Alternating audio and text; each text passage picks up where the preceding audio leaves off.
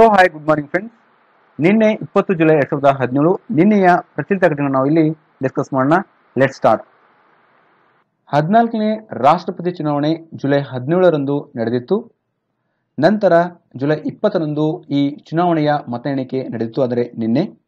So ಈ ಒಂದು ಚುನಾವಣೆಯ ಮತ ಎಣಿಕೆಯಲ್ಲಿ ರಿಸಲ್ಟ್ನಲ್ಲಿ NDA ಅಭ್ಯರ್ಥಿಯಾದ ರಾಮನಾಥ್ ಕೋವಿಂದ್ ಅವರು 64% ಮತಗಳನ್ನು ಪಡೆದುಕೊಂಡಿದ್ದಾರೆ.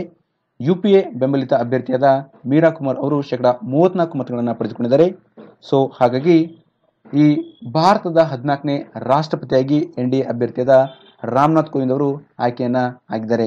ಸೊ ನೆನಪಿಟ್ಕೊಳ್ಳಿ, 14ನೇ ರಾಷ್ಟ್ರಪತಿ. ಇದನ್ನ ಈ ಒಂದು ಕ್ವಶನ್ ಅನ್ನ ಕೇಳಬಹುದು.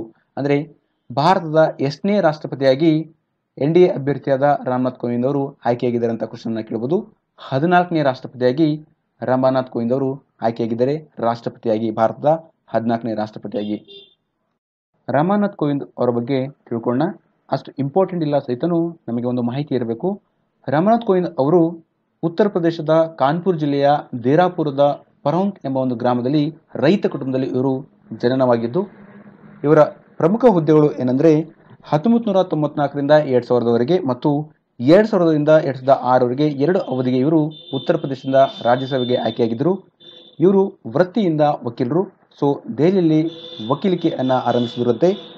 ಬಿಜೆಪಿ ದಲಿತ ಮೋರ್ಚಾದ ಮಾಜಿ ಅಧ್ಯಕ್ಷರು, ಅಂದರೆ 1998ರಿಂದ 2002ರವರೆಗೆ ಬಿಜೆಪಿ ದಲಿತ ಮೋರ್ಚಾದ ಅಧ್ಯಕ್ಷರಾಗಿ ಇವರು ಕಾರ್ಯವನ್ನು ನಿರ್ವಹಿಸಿದ್ದಾರೆ. ಅದೇ ರೀತಿ ಅಖಿಲ ಭಾರತ ಕೋಲಿ ಸಮಾಜದ ಅಧ್ಯಕ್ಷರಾಗಿ ಸಹಿತ ಇವರು ಕಾರ್ಯವನ್ನು ನಿರ್ವಹಿಸಿದ್ದಾರೆ. ಆಗಸ್ಟ್ 8, 2015ರಂದು ಬಿಹಾರದ ರಾಜ್ಯಪಾಲರಾಗಿ ಕೋವಿಂದ್ ಅವರನ್ನ ರಾಷ್ಟ್ರಪತಿ ಪ್ರಣಬ್ ಮುಖರ್ಜಿ ಅವರು ನೇಮಿಸಿದರು. ಅಂದರೆ ಈ ರಾಷ್ಟ್ರಪತಿ ಚುನಾವಣೆಯ ಒಂದು NDA ಅಭ್ಯರ್ಥಿಯಾಗಕ್ಕಿಂತ ಮುಂಚೆ ಇವರು ಬಿಹಾರದ ರಾಜ್ಯಪಾಲರಾಗಿದ್ದರು. ಓಕೆ, ರಾಮನಾಥ್ ಕೋವಿಂದ್ ಅವರು ಬಿಹಾರದ ರಾಜ್ಯಪಾಲರಾಗಿ ಕಾರ್ಯವನ್ನು ನಿರ್ವಹಿಸಿದ್ದಾರೆ ಈ ರಾಷ್ಟ್ರಪತಿಯ ಒಂದು ಚುನಾವಣೆಗೆ NDA ಅಭ್ಯರ್ಥಿ ಆಗಕ್ಕಿಂತ ಮುಂಚೆ. ಸೊ ನೆನ್ಪಿಟ್ಕೊಳ್ರಿ. ಓಕೆ, ನೆಕ್ಸ್ಟ್ ಅವರ ವೃತ್ತಿ ಬದುಕಿನ ಬಗ್ಗೆ ಇದೆ. ಸೊ ಇದನ್ನು ನೋಡ್ಕೊಳ್ಳಿ ನೀವು. ರಾಮನಾಥ್ ಕೋವಿಂದ್ ಅವರ ಸಂಸದೀಯ ಸ್ಥಾನಗಳ ಜವಾಬ್ದಾರಿ, ಅಂದ್ರೆ ಯಾವ ಯಾವ ಜವಾಬ್ದಾರಿಯನ್ನ ಅವರು ಸಂಸದೀಯಗಳಲ್ಲಿ ಹೊಂದಿದ್ರು ಅದರ ಬಗ್ಗೆ ನಾವು ಇಲ್ಲಿ ತಿಳ್ಕೊಳ್ಳೋಣ.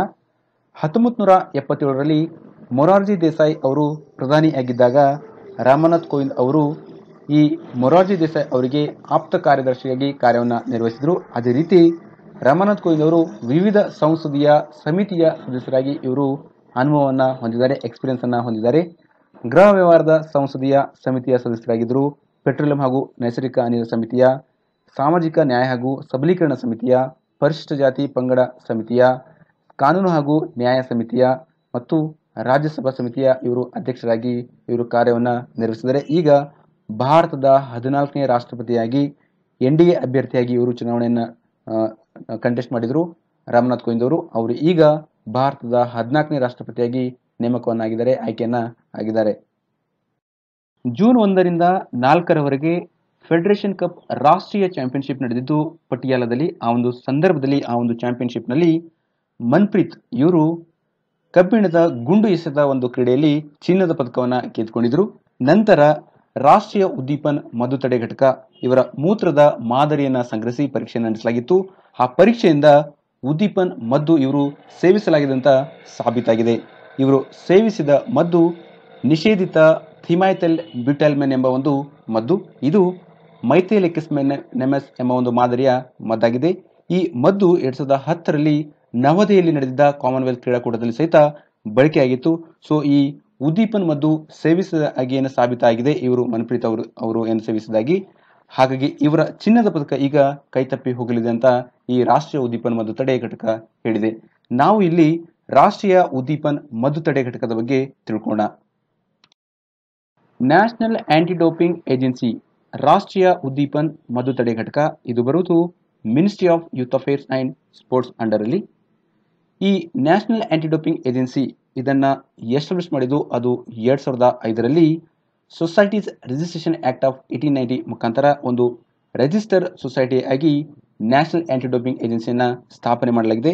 ಇದರ ಮುಖ್ಯ ಉದ್ದೇಶ ಏನಂದ್ರೆ ಈ ಏಜೆನ್ಸಿ ಮುಖಾಂತರ ಕ್ರೀಡೆಗಳಲ್ಲಿ, ನಮ್ಮ ಭಾರತದಲ್ಲಿ ನಡೆಯುವ ಕ್ರೀಡೆಗಳಲ್ಲಿ ಡೋಪ್ ಫ್ರೀ ಮದ್ದು ಸೇವನೆಯನ್ನ ಮುಕ್ತಗೊಳಿಸುವುದು, ಅದನ್ನ ಯೂಸ್ ಮಾಡಬಾರದಂತ ಒಂದು ಮ್ಯಾಂಡೇಟರಿಯನ್ನ ಈ ನ್ಯಾಷನಲ್ ಆಂಟಿ ಡೋಪಿಂಗ್ ಏಜೆನ್ಸಿ ಹೇಳುತ್ತೆ. ಇದರ ಪ್ರೈಮರಿ ಆಬ್ಜೆಕ್ಟಿವ್ ಏನಂದ್ರೆ ಆಂಟಿ ಡೋಪಿಂಗ್ ರೂಲ್ಸ್ ಅನ್ನ ಇಂಪ್ಲಿಮೆಂಟ್ ಮಾಡೋದು, ವಾಡಾ ಕೋಡ್ ಪ್ರಕಾರ. ಅದೇ ರೀತಿ ರೆಗ್ಯುಲೇಟ್ ಡೋಪ್ ಕಂಟ್ರೋಲ್ ಪ್ರೋಗ್ರಾಮ್ಸನ್ನು ಕಂಡಕ್ಟ್ ಮಾಡೋದು, ಮತ್ತು ಈ ಡೋಪಿಂಗ್ ಸಂಬಂಧಿತ ಎಜುಕೇಷನ್ ಮತ್ತು ರಿಸರ್ಚ್ ಕೊಡೋದು, ಅದೇ ರೀತಿ ಅವೇರ್ನೆಸ್ಸನ್ನು ಕ್ರಿಯೇಟ್ ಮಾಡೋದು. ಈ ಡೋಪಿಂಗಿಂದ ಏನೇನು ಎಫೆಕ್ಟ್ಸ್ ಇದೆ, ಮದ್ದು ಸೇವನೆಯಿಂದ ಏನೇನು ಎಫೆಕ್ಟ್ ಇದೆ ಅಂತ ಅದರ ಬಗ್ಗೆ ಒಂದು ಅವೇರ್ನೆಸ್ಸನ್ನು ಕ್ರಿಯೇಟ್ ಮಾಡೋಕ್ಕೋಸ್ಕರ ಈ ನ್ಯಾಷನಲ್ ಆ್ಯಂಟಿ ಡೋಪಿಂಗ್ ಏಜೆನ್ಸಿಯನ್ನು ಸ್ಥಾಪನೆ ಮಾಡಿದ್ದಾರೆ. ನ್ಯಾಷನಲ್ ಆ್ಯಂಟಿ ಡೋಪಿಂಗ್ ಏಜೆನ್ಸಿಯನ್ನು ರೆಫರ್ ಆಗಿ ಮಾಡೋದು ಹೇಗೆಂದರೆ ನಾಡಾ ಅಂತ ಕರೀತಾರೆ. NADA ಅಂದರೆ ನ್ಯಾಷನಲ್ ಆ್ಯಂಟಿ ಡೋಪಿಂಗ್ ಏಜೆನ್ಸಿ. ರಕ್ಷಣಾ ಸಾಮಗ್ರಿ ಉತ್ಪಾದನೆಗೆ ಒಪ್ಪಂದ. ನಮ್ಮ ದೇಶದಲ್ಲಿ ರಕ್ಷಣಾ ಸಲಕರಣೆಗಳ ಒಂದು ಉತ್ಪಾದನೆ, ಅದಕ್ಕೆ ಸಂಬಂಧಿಸಿದ ಸಹಕಾರಗೋಸ್ಕರ ಮತ್ತು ವಿವಿಧ ಪ್ರಾಜೆಕ್ಟ್ಗಳ ನಿರ್ವಹಣೆಗಾಗಿ ಕೇಂದ್ರ ಸರ್ಕಾರದ ಮಿನಿರತ್ ಕಂಪನಿಯಾದ ಭಾರತ ಎಲೆಕ್ಟ್ರಾನಿಕ್ಸ್ ಲಿಮಿಟೆಡ್ ಇವರು ಕೇಂದ್ರ ರಕ್ಷಣಾ ಇಲಾಖೆಯ ರಕ್ಷಣಾ ಉತ್ಪಾದನಾ ವಿಭಾಗ ಜೊತೆ ಒಪ್ಪಂದವನ್ನು ಮಾಡಿಕೊಂಡಿದ್ದಾರೆ. ಈ ಒಂದು ಒಪ್ಪಂದ 9,000 ಕೋಟಿ ರೂಪಾಯಿ ಹಣದ ಒಂದು ಒಪ್ಪಂದ ಆಗಿದೆಯಂತೆ. ಸೊ ಇದರ ಮೂಲಕ ಏನು ಮಾಡ್ತಾರೆ, ಅವರು ಯುದ್ಧ ಸಾಮಗ್ರಿಗಳನ್ನು ಉತ್ಪಾದನೆ ಮಾಡ್ತಾರೆ ಈ ಒಂದು 2017-18ನೇ ಸಾಲಿನಲ್ಲಿ. ಸೊ ಇಲ್ಲಿ ಇಂಪಾರ್ಟೆಂಟ್ ಆಗಿ ನೆನಪಿಟ್ಕೊಳ್ಳೋದು, ಒಪ್ಪಂದ ನಡೆದಿದ್ದು 2 ಸಂಸ್ಥೆಗಳ ಮಧ್ಯ. ಅದು ಯಾವುದು ಅಂದರೆ ಕೇಂದ್ರ ರಕ್ಷಣಾ ಇಲಾಖೆಯ ರಕ್ಷಣಾ ಉತ್ಪಾದನಾ ವಿಭಾಗ ಮತ್ತು ಮಿನಿರತ್ ಕಂಪನಿಯಾದ ಭಾರತ ಎಲೆಕ್ಟ್ರಾನಿಕ್ಸ್ ಲಿಮಿಟೆಡ್. ಈ 2 ಸಂಸ್ಥೆಗಳ ನಡುವೆ ಒಪ್ಪಂದ ನಡೆದಿದೆ. ಒಪ್ಪಂದ ಯಾವುದಕ್ಕೋಸ್ಕರ ಅಂದರೆ ರಕ್ಷಣಾ ಸಾಮಗ್ರಿ ಉತ್ಪಾದನೆಗೋಸ್ಕರ. ಬೃಹತ್ ಕೈಗಾರಿಕೆಗಳ ಸಚಿವಾಲಯ ಆಟೋಮೇಟಿವ್ ಮಿಷನ್ ಪ್ಲಾನ್ 2016ರಿಂದ 2026ರವರೆಗೆ ಅಂದರೆ 10 ವರ್ಷಗಳ ಅವಧಿಗೆ ಒಂದು ಯೋಜನೆಯ ಒಂದು ಕರಡನ್ನು ಸಿದ್ಧಪಡಿಸಿದಂತೆ ಈ ಒಂದು ಮಾಹಿತಿಯನ್ನು ತಿಳಿಸಿದರು ಕೇಂದ್ರದ ಬೃಹತ್ ಕೈಗಾರಿಕೆ ಮತ್ತು ಸಾರ್ವಜನಿಕ ಉದ್ಯಮಗಳ ರಾಜ್ಯ ಸಚಿವರಾದ ಬಾಬುಲ್ ಸುಪ್ರಿಯೋ. ಇವರು ಈ ಒಂದು ಮಾಹಿತಿಯನ್ನು ಲೋಕಸಭೆಯಲ್ಲಿ ತಿಳಿಸಿದಂತೆ ಆಟೋಮೇಟಿವ್ ಪ್ಲಾನ್ 2016ರಿಂದ 2026 ಅಂದರೆ 10 ವರ್ಷಗಳ ಅವಧಿಗೆ ಯೋಜನೆಯನ್ನು ಸಿದ್ಧಪಡಿಸಲಾಗಿದಂತೆ, ಅದರ ಕರಡನ್ನು ಡ್ರಾಫ್ಟಿಂಗನ್ನು ಪೂರ್ಣಗೊಳಿಸಲಾಗಿದಂತೆ. ನಾವು ಈ ಆಟೋಮೇಟಿವ್ ಮಿಷನ್ ಪ್ಲಾನ್ನ ಉದ್ದೇಶಗಳು ಏನಿದಾವೆ, ಗುರಿಗಳು ಏನಿದಾವೆ ಅಂತ ಅದರ ಬಗ್ಗೆ ತಿಳ್ಕೊಳ್ಳೋಣ. ಆಟೋಮೇಟಿವ್ ಮಿಷನ್ ಪ್ಲಾನ್ನ ಉದ್ದೇಶಗಳು ಯಾವಂದರೆ ದೇಶದ ಆಟೋಮೇಟಿವ್ ಉದ್ಯಮವನ್ನು ಉತ್ತೇಜಿಸುವುದು, ಮೇಕ್ ಇನ್ ಇಂಡಿಯಾ ಕಾರ್ಯಕ್ರಮದಡಿ ಅದರ ಚಾಲಕ ಶಕ್ತಿಯನ್ನು ಹೆಚ್ಚಿಗೆ ಮಾಡುವುದು, ಸಿಲ್ಕ್ ಇಂಡಿಯಾ ಕಾರ್ಯಕ್ರಮಕ್ಕೆ ಆಟೋಮೇಟಿವ್ ಉದ್ಯಮದಿಂದ ಹೆಚ್ಚಿನ ಒಂದು ಪ್ರಮುಖ ಕೊಡುಗೆಯನ್ನು ಕೊಡುವುದು, ಪರಿಸರ ಸಂರಕ್ಷಣೆ ದೃಷ್ಟಿಯಿಂದ ಸಾರ್ವಜನಿಕ ಮತ್ತು ಖಾಸಗಿ ಸಾರಿಗೆಯನ್ನು ಸುರಕ್ಷಿತ, ದಕ್ಷ ಹಾಗೂ ಆರಾಮದಾಯಕವಾಗಿ ಉತ್ತೇಜಿಸುವುದು, ಆಟೋಮೇಟಿವ್ ಕ್ಷೇತ್ರದ ನಿವ್ವಳ ರಫ್ತನ್ನು ಇನ್ನೂ ಪಟ್ಟು ಹೆಚ್ಚಿಸುವುದು, ಆಟೋಮೇಟಿವ್ ಉದ್ಯಮದ ಮೇಲೆ ಏನೇನು ಪ್ರಭಾವ ಬೀಳುತ್ತವೆ ಆ ಪ್ರಭಾವವನ್ನು ನಿಯಂತ್ರಣವನ್ನು ಮಾಡೋಕ್ಕೋಸ್ಕರ ನಿಯಂತ್ರಕಗಳಿಗೆ ಸಮಗ್ರ ಮತ್ತು ಸ್ಥಿರ ನೀತಿಯನ್ನು ಅಳವಡಿಸುವುದು. ಅದೇ ರೀತಿ ನಮ್ಮ ದೇಶದಲ್ಲಿ ಆಟೋಮೇಟಿವ್ ಪರಿಸರದ ವಿಕಾಸಕ್ಕೋಸ್ಕರ ವಾಹನಗಳ ತಂತ್ರಜ್ಞಾನ, ಸಂಶೋಧನೆ, ವಿನ್ಯಾಸ, ಪರೀಕ್ಷೆ, ತಯಾರಿಕೆ, ರಫ್ತು, ಆಮದು, ಮಾರಾಟ, ಬಳಕೆ, ರಿಪೇರಿ ಮೊದಲಾದ, ಅದೇ ರೀತಿ ಮರುಬಳಕೆ ಮೊದಲಾದಂತೆ ಈ ನಮ್ಮ ದೇಶದಲ್ಲಿ ಈ ಆಟೋಮೇಟಿವ್ ಪರಿಸರದ ಒಂದು ವಿಕಾಸಕ್ಕೆ ಹೆಚ್ಚಿನ ಅವಕಾಶಗಳನ್ನು ಒದಗಿಸುವುದಂತ ಈ ಮಿಷನ್ ಪ್ಲಾನ್ನ ಉದ್ದೇಶಗಳು. OECD organisation for economic cooperation and development, ಕನ್ನಡದಲ್ಲಿ ಆರ್ಥಿಕ ಸಹಕಾರ ಮತ್ತು ಅಭಿವೃದ್ಧಿ ಸಂಸ್ಥೆ ಅಂತ ಕರೀತಾರೆ. ಈ ಆರ್ಥಿಕ ಸಹಕಾರ ಮತ್ತು ಅಭಿವೃದ್ಧಿ ಸಂಸ್ಥೆ ಇವರು ಇತ್ತೀಚೆಗೆ ಅಂತಾರಾಷ್ಟ್ರೀಯ ವಲಸೆ ನೋಟ 2017ರ ಒಂದು ವರದಿಯನ್ನು ಬಿಡುಗಡೆ ಮಾಡಿದರೆ ಈ ವರದಿ ಪ್ರಕಾರ ನಮ್ಮ ಭಾರತ ಆರ್ಥಿಕ ಸಹಕಾರ ಮತ್ತು ಅಭಿವೃದ್ಧಿ ಸಂಸ್ಥೆ ಸದಸ್ಯ ರಾಷ್ಟ್ರಗಳಿಗೆ ವಲಸೆ ಹೋಗುವ ಹಾಗೂ ಆ ದೇಶಗಳ ಪೌರತ್ವ ಪಡೆಯುವುದರಲ್ಲಿ 5ನೇ ಸ್ಥಾನವನ್ನು ಪಡೆದುಕೊಂಡಿದೆ. OECD ರಾಷ್ಟ್ರಗಳೆಂದರೆ ಟೋಟಲಾಗಿ 35 ಅಭಿವೃದ್ಧಿಶೀಲ ಸದಸ್ಯ ರಾಷ್ಟ್ರಗಳು ಬರ್ತವೆ ಈ OECD ರಾಷ್ಟ್ರಗಳಲ್ಲಿ. ಅದರಲ್ಲಿ ಕೆಲವು ಯಾವೆಂದರೆ ಯುರೋಪಿಯನ್ ಯೂನಿಯನ್ ರಾಷ್ಟ್ರಗಳು, America, Canada, Japan, New Zealand, Australia, ಅದೇ ರೀತಿ ಇನ್ನು ಕೆಲವು ದೇಶಗಳು ಅಂದರೆ ಟೋಟಲಾಗಿ ಜಾಗತಿಕವಾಗಿ 35 ಅಭಿವೃದ್ಧಿಶೀಲ ಸದಸ್ಯ ರಾಷ್ಟ್ರಗಳು ಈ OECDಯ ರಾಷ್ಟ್ರಗಳಿದ್ದಾವೆ. ಪ್ರಸ್ತುತವಾಗಿ ನಮ್ಮ ಭಾರತ ಆಸ್ಟ್ರೇಲಿಯಾ ಮತ್ತು ನ್ಯೂಜಿಲೆಂಡ್ಗಳಿಗೆ ವಲಸೆ ಹೋಗುವುದರಲ್ಲಿ ಮೊದಲನೇ ಸ್ಥಾನವನ್ನು ಪಡೆದುಕೊಂಡಿದೆ.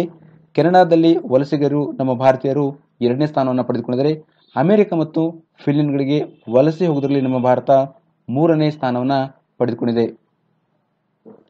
Organisation for economic cooperation and development OECD ಆರ್ಥಿಕ ಸಹಕಾರ ಮತ್ತು ಅಭಿವೃದ್ಧಿ ಸಂಸ್ಥೆ. ಈ ಒಂದು ಸಂಸ್ಥೆ ಇಂಟರ್ ಗವರ್ಮೆಂಟ್ ಆರ್ಗನೈಸೇಷನ್ ಆಗಿದೆ. ಇದು ಫೌಂಡ್ ಆಗಿದ್ದು ಎಸ್ಟಾಬ್ಲಿಷ್ ಮಾಡಿದ್ದು 1960ರಲ್ಲಿ. ಇದು ಎಕಾನಮಿಕ್ ಪ್ರೋಗ್ರೆಸ್ ಮತ್ತು ವರ್ಲ್ಡ್ ಟ್ರೇಡನ್ನು ಸ್ಟಿಮ್ಯುಲೇಟ್ ಮಾಡುತ್ತೆ. ಇದರ ಹೆಡ್ ಕ್ವಾರ್ಟರ್ಸ್ ಇರೋದು ಫ್ರಾನ್ಸ್ನ ಪ್ಯಾರಿಸ್ನಲ್ಲಿ. ಓಕೆ, ಇದರ ಮೆಂಬರ್ಶಿಪ್ ಎಷ್ಟು? 35 ಸ್ಟೇಟ್ಸ್, 35 ರಾಷ್ಟ್ರಗಳು ಸದಸ್ಯತ್ವವನ್ನು ಈ ಒಂದು OECD ಇದು ಪಡೆದುಕೊಂಡಿದ್ದಾವೆ. ಸೊ OECD ಲೋಗೋ ಇಲ್ಲಿದೆ ನೋಡಿ, ನೋಡ್ಕೊಳ್ಳಿ.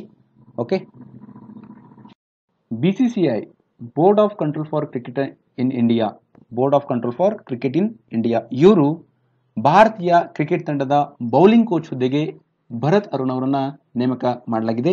ಇವರು ಪ್ರಸ್ತುತವಾಗಿ ಭರತ್ ಅರುಣ್ ಅವರು ರಾಯಲ್ ಚಾಲೆಂಜರ್ಸ್ನ ಸಹಾಯಕ ಕೋಚ್ ಆಗಿ ಕೆಲಸವನ್ನ ಮಾಡ್ತಾ ಇದ್ದಾರೆ, ಕಾರ್ಯವನ್ನು ನಿರ್ವಹಿಸ್ತಾ ಇದ್ದಾರೆ. ಇವರೊಬ್ಬರು ಭಾರತೀಯ ಟೆಸ್ಟ್ ಕ್ರಿಕೆಟ್ ತಂಡದ ಕ್ರಿಕೆಟಿಗ. ಇವರನ್ನ ಈಗ ಭಾರತೀಯ ಕ್ರಿಕೆಟ್ ತಂಡದ ಬೌಲಿಂಗ್ ಕೋಚ್ ಹುದ್ದೆಗೆ ನೇಮಕವನ್ನ ಮಾಡಲಾಗಿದೆ. ನೇಮಕ ಮಾಡಿದವರು BCCI, board of control for cricket in India. ಅಂತಾರಾಷ್ಟ್ರೀಯ ಮಟ್ಟದಲ್ಲಿ ಇಂಟರ್ನ್ಯಾಷನಲಿ ಅಕ್ಲೇಮ್ಡ್ ಸೀನಿಯರ್ ಕಥಕ್ ಡ್ಯಾನ್ಸರ್ ಆದ ಡಾಕ್ಟರ್ ಪಂಡಿತ್ ನಂದಕಿಶೋರ್ ಇವರಿಗೆ ರೀಸೆಂಟ್ ಆಗಿ ಫೆಲೋಶಿಪ್ ಅನ್ನ ಕಾನ್ಫರ್ ಮಾಡಿದ್ದಾರೆ. ಕಾನ್ಫರ್ ಮಾಡಿದವರು department of culture, government of India. ಅಂದರೆ ಡಿಪಾರ್ಟ್ಮೆಂಟ್ ಆಫ್ ಕಲ್ಚರ್ ಅವರು ಇತ್ತೀಚೆಗೆ ಕಥಕ್ ಡ್ಯಾನ್ಸರ್ ಆದ ಡಾಕ್ಟರ್ ಪಂಡಿತ್ ನಂದಕಿಶೋರ್ ಅವರಿಗೆ ಫೆಲೋಶಿಪ್ ಅನ್ನ ಕನ್ಫರ್ ಮಾಡಿದ್ದಾರೆ.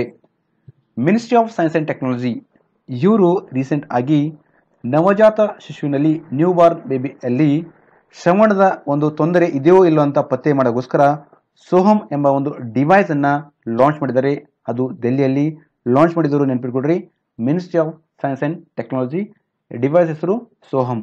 ಇದರ ಬಗ್ಗೆ ನಾನು ಡಿಸ್ಕಸ್ ಮಾಡಿದ್ದೆ ಡಿಟೇಲ್ ಆಗಿ. Okay, the international swimming federation ಇವರು ಇತ್ತೀಚೆಗೆ ರೀಸೆಂಟ್ ಆಗಿ 2022 ಮತ್ತು 2024 world short course swimming championship ಅನ್ನ ಹೋಸ್ಟ್ ಮಾಡೋಕ್ಕೋಸ್ಕರ ರಷ್ಯನ್ ಸಿಟಿ ಆದ ಕಜಾನ್ ಮತ್ತು ಕ್ಯಾಪಿಟಲ್ ಆಫ್ ಹಂಗರಿ ಆದ ಬುಡಾಪೆಸ್ಟ್ ಅನ್ನ ಇವರು ಆಯ್ಕೆಯನ್ನು ಮಾಡಿದ್ದಾರೆ, ಸೆಲೆಕ್ಟ್ ಮಾಡಿದ್ದಾರೆ. Unique identification authority of India UIDAI ಅವರು ಇತ್ತೀಚೆಗೆ ಆಧಾರ್ ಆ್ಯಪ್ ಅನ್ನ ಬಿಡುಗಡೆ ಮಾಡಿದ್ದಾರೆ. ಅಂದರೆ ನಾವು ಮೊಬೈಲಲ್ಲಿ ಆಧಾರ್ ಕಾರ್ಡ್ ಅನ್ನ ನಾವು ಡೌನ್ಲೋಡ್ ಮಾಡ್ಕೋಬಹುದು. ಸೊ ಆ ಒಂದು ಆ್ಯಪ್ನ ಹೆಸರು Aadhaar app. Sheikh Lubna Al Qasim ಇವರು UAE minister of state for tolerance. ಇವರು most powerful Arab women in government 2017 ಇದರ ಒಂದು ಪಟ್ಟಿಯಲ್ಲಿ ಟಾಪ್ ಪಡೆದುಕೊಂಡಿದ್ದಾರೆ, ಮೊದಲನೇ ಸ್ಥಾನವನ್ನು ಪಡೆದುಕೊಂಡಿದ್ದಾರೆ ಈ ಒಂದು ಪಟ್ಟಿಯಲ್ಲಿ. ಸೊ ಈ ಒಂದು ಪಟ್ಟಿಯನ್ನು ಬಿಡುಗಡೆ ಮಾಡಿದವರು Forbes middle East report.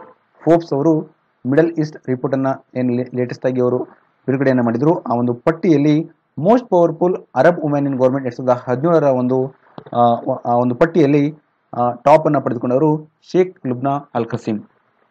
ನಹಾರ್ wildlife sanctuary ಇದು ಲೊಕೇಟ್ ಆಗಿರೋದು ಹರಿಯಾಣದ ರಿವಾರಿ ಡಿಸ್ಟ್ರಿಕ್ಟ್ ನಲ್ಲಿ. ಟೋಟಲ್ ಆಗಿ 211.35 ಹೆಕ್ಟರ್ಸ್ ಏರಿಯಾ ಇದು ಕವರ್ ಆಗಿದೆ, ಸ್ಪ್ರೆಡ್ ಆಗಿದೆ. Thank you so much. ಒಂದು ವೇಳೆ ನನ್ನ ವಿಡಿಯೋ ಲೈಕ್ ಆದರೆ ಪ್ಲೀಸ್ ಲೈಕ್ ಮಾಡ್ರಿ, ಶೇರ್ ಮಾಡ್ರಿ, ಸಬ್ಸ್ಕ್ರೈಬ್ ಮಾಡ್ರಿ.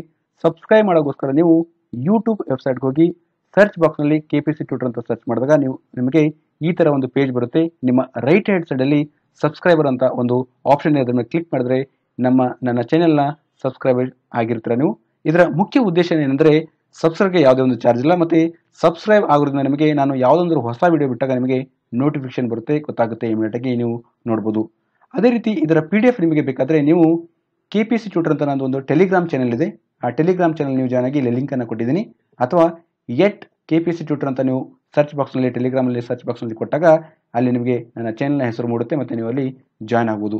ಸೊ ಇದರ ಲಿಂಕನ್ನು, ಈ ಒಂದು PDF ಅನ್ನು ಡೌನ್ಲೋಡ್ ಮಾಡೋಕ್ಕೋಸ್ಕರ ಲಿಂಕನ್ನು ಸಹಿತ ನಾನು ಡಿಸ್ಕ್ರಿಪ್ಷನ್ ಬಾಕ್ಸಲ್ಲಿ ಕೊಟ್ಟಿರ್ತೀನಿ ಈ ಒಂದು ಯೂಟ್ಯೂಬ್ ವಿಡಿಯೋದಲ್ಲಿ. ಸೊ ಅಲ್ಲಿ ಸಹಿತ ಹೋಗಿ ನೀವು PPT ಅನ್ನು ಡೌನ್ಲೋಡ್ ಮಾಡ್ಕೋಬೋದು. Okay, thank you.